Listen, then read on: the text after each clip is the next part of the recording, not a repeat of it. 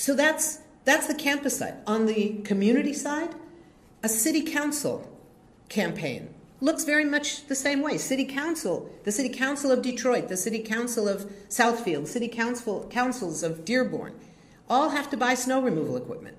What about a year-long educational campaign that aims at getting a city council vote to say, next time around, we're not going to buy Caterpillar? Now, that's just one example. There's tons of other possible, none of these corporations are so great, so it's not hard to find good reasons for these kinds of campaigns. But it's all about the education. It's all about the education. You use what people know, Caterpillar. It's the all-American company, right? Well, it turns out it's not so all-American in its values. Why is it? Because it's supporting things that go directly against what we like to think are American values. It's directly supporting occupation. It's directly supporting policies that have become identified as apartheid policies because they are based on forced separation. The word in Hebrew, hafrada, that's used to describe the separation wall. Who here has heard of the separation wall inside the West Bank, the wall that Israel has built? The Israelis call it hafrada. It's a word that means separation. And the English, the preferred term is separation wall or separation barrier. Many Palestinians call it the apartheid wall. And many Israelis get very angry about that. How dare you use that term? Well, problem is, it's the same term. The word apartheid in Afrikaans means separation. In English, separation. In Hebrew, hafrada. In Afrikaans, apartheid. It's all the same word. And there's a reason for that. It's a violation of international law, specifically, this is a law school, the International Covenant for the Suppression of the Crime of Apartheid, which was passed by the United Nations in 1973. And when that was drafted, when that covenant was drafted, it was done specifically in a way that wanted to make sure that it was not specific to South Africa and Namibia, what was then called Southwest Africa, the official apartheid states. That's what sparked it. That's what got that movement going. But the law, the International Covenant, was drafted to include any action by a government that imposes laws that are designed to privilege one racial group at the expense of another racial group. And if you look at the UN Covenant Against Racism, you see that racial group is defined very broadly.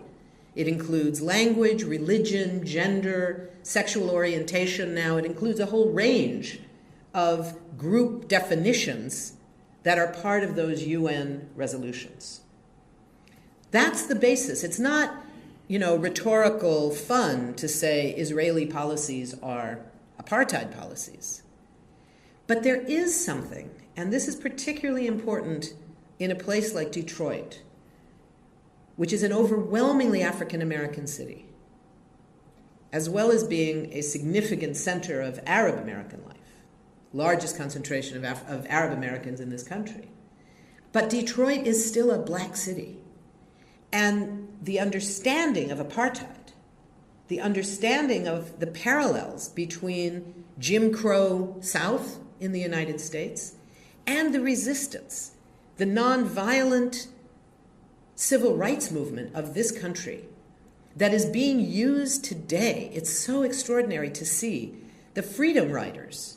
How many of you know about the Freedom Riders? Not you older people who lived through it. Of you students, sorry for the discrimination here. Of you students, how many of you have heard of the Freedom Riders in the U.S. South? Not very many.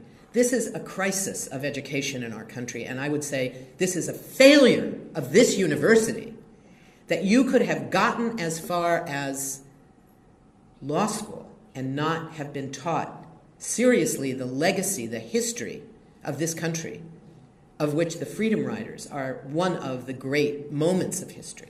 The Freedom Riders were young students, African-American students primarily from the South, joined by both black and white students from northern campuses, who went south in 1960 and 61 and 62 to challenge the legal segregation, the apartheid of the U.S. South, where in those days I know you all do know this part.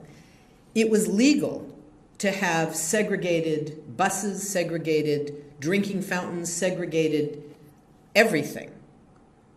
And there would be signs in the bus depots, colored only, whites only. Black people sat in the back of the bus, and they were not allowed into the whites only stations. And when the Supreme Court finally ruled that the national bus lines had to be desegregated, they weren't about to do it just because the court said they had to.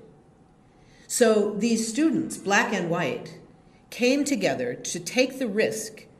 Some of them were almost killed. One bus was set afire with a Molotov cocktail while 35 students were on board the bus.